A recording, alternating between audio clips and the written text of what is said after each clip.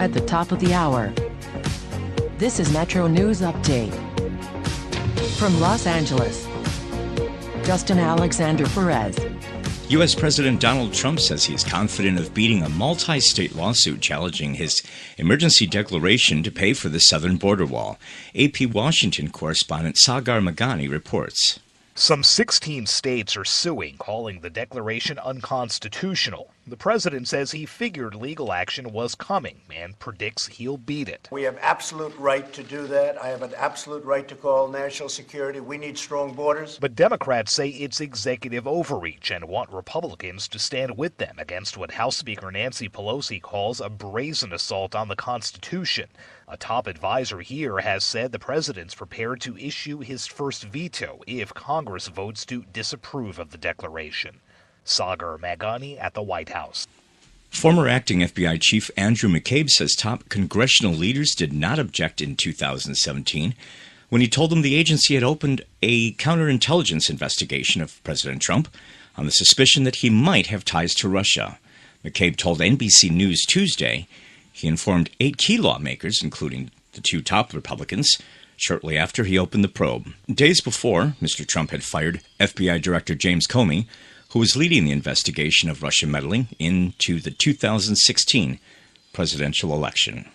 A federal judge has ordered longtime Trump confidant Roger Stone to appear in court on Thursday to consider whether to revoke his bail after he posted a controversial picture on Instagram. Stone posted a photo of Judge Amy Berman Jackson Monday with what appeared to be crosshairs near her head. He said it was, quote, misinterpreted and dismissed any suggestion he was trying to threaten her. Stone has pleaded not guilty to lying to Congress, witness tampering, and obstructing a congressional investigation into the 2016 presidential election. Nigeria's main opposition candidate declared Tuesday the military has, quote, no role to play in the country's presidential and parliamentary elections. They were initially planned for Saturday, but roughly delayed by 1 week. This is Metro News. A new congressional report says senior White House officials pushed a project to share nuclear power technology with Saudi Arabia, despite the objections of ethics and national security officials. AP correspondent Chad Day has more. Right now, lawmakers on both sides of the aisle have expressed concerns that transferring nuclear power to Saudi Arabia without the proper safeguards in place could lead to them weaponizing the material and having another nuclear power in the Middle East. That's AP correspondent Chad Day. The Democratic-led House Oversight Committee opened an investigation Tuesday into the claims. President Trump said Tuesday he wants to see North Korea eventually give up its nuclear weapons program, but adds he's not in any rush because U.S. relations with Pyongyang are good going into next week's summit in Vietnam. I'd just like to see ultimately denuclearization of North Korea. I think we will see that ultimately. I have no pressing time schedule.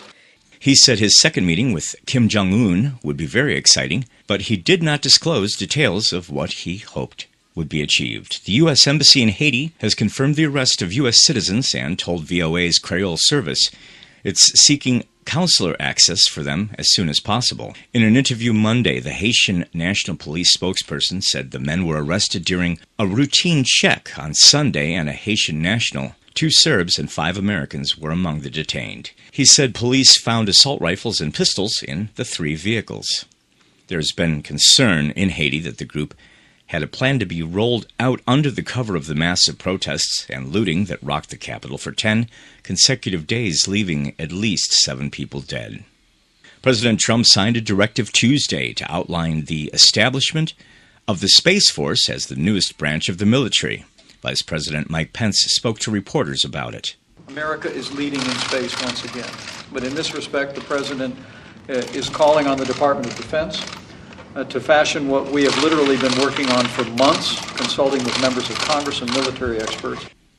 If approved by Congress, the Space Force would be part of the Air Force, just as the Marine Corps is part of the Navy. Last week, the Defense Intelligence Agency released a report that found China and Russia have taken steps to challenge the United States in space by developing weaponized satellites, energy weapons, and surveillance networks.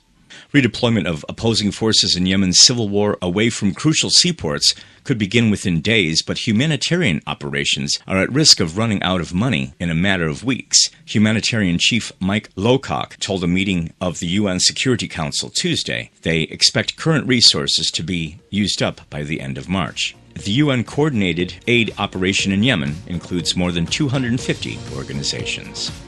In Los Angeles, Dustin Alexander-Perez, Metro News. 24/7 news is always available at metsentinel.com.